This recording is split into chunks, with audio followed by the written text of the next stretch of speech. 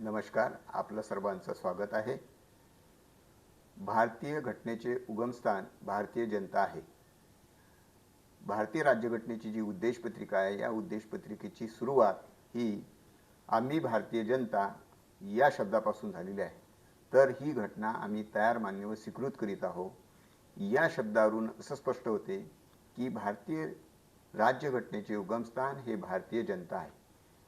भारतीय राज्यघटनेची निर्मिती जरी घटना समितीने केली असली तरी या घटना समितीने घटना निर्मितीचं संपूर्ण श्रेय हे भारतीय जनतेला दिलेलं आहे, हे यावरून स्पष्ट होते। आता खरोखरच भारतीय जनतेने या भारतीय राज्यघटनेचं प्रतिनिधित्व केलेलं आहे का घटना समितीचं? तर याचं उत्तर आपल्याला असं दिसून येईल की कॅबिनेट मिशन यांनी जी शिफारस सुचवली होती, या शिफारशीनुसार प्रांतीय विधिमंडळामार्फत घटना समितीतील सदस्यांची निवड करण्यात आली। म्हणजेच काय, तर जनतेकडून प्रत्यक्षात घटना समितीची निर्मिती करण्यात आलेली नाही किंवा प्रौढ मताधिकाराच्या तत्वानुसार घटना समितीतील सदस्य निवडण्यात आले नाही।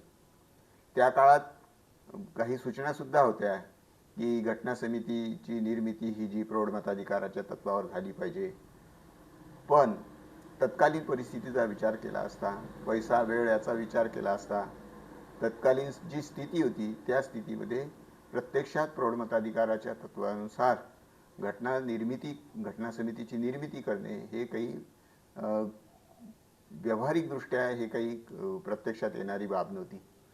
तर घटनाकारांनी ही घटना निर्मिती केली आणि ही घटना निर्मिती केल्यानंतर आम्ही भारतीय जनता हा शब्द वापरला आणि ही घटना आम्ही तयार, मान्य, स्वीकृत करीत आहोत। याचा अर्थ की घटनेच्या अंमलबजावणीची, घटनेच्या पालनाची जबाबदारी ही भारतीय नागरिकांची आहे हे स्पष्ट केलं आणि जनतेने सुद्धा ते पूर्णपणे मान्य केलं। कारण यानंतरच्या काळात जेव्हा ज्या सार्वत्रिक निवडणुका झाल्या, या सार्वत्रिक निवडणुकीमध्ये कोणताही असा राजकीय पक्ष पुढे आला नाही किंवा कोणत्याही जनतेने अशी मागणी केली नाही की आम्हाला ही घटना नको किंवा घटना बदलायची आहे किंवा अशा पद्धतीचा शब्द वापर कोणीही केला नाही। म्हणजेच काय, भारतीय जनतेला ही घटना पूर्णपणे मान्य आहे, स्वीकृत आहे, अंगीकृत आहे, हे सगळे यातून स्पष्ट होते।